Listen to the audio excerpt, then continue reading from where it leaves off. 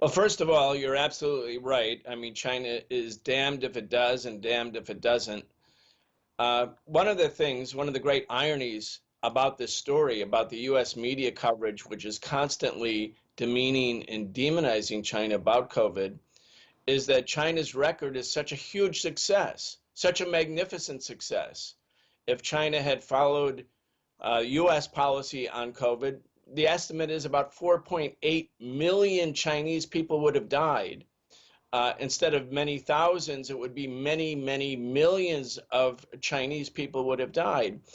And the question is, why? Why is the US media so hostile? And I think we have to go back to the framework here. There has emerged in the United States, unfortunately, tragically, regrettably, in the last few years, a consensus position within foreign policy elites, and it's manifested and reflected in the media, the mainstream media, which functions as more or less an echo chamber for this new consensus position, that the U.S. must view China only as an adversary, only as an enemy, and even possibly a military enemy in the future, rather than looking towards the possibility of cooperation with China.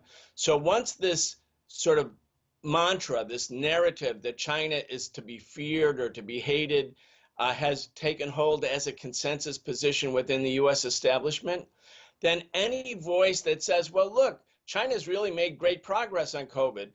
While we had 1.1 million deaths in the United States and 100 million people infected, especially when when COVID was at its most virulent during the Delta variant and earlier, China prevented all of that. Instead of acknowledging with objective faculty that these are true facts and that China did well and that we would all benefit from cooperation between China and the United States, if someone raises that kind of perspective, that kind of voice, then they're considered to be weak on China. So we have this kind of Cold War mentality where China is witch hunted, demonized, and it creates herd thinking within the United States. It's very, very unfortunate.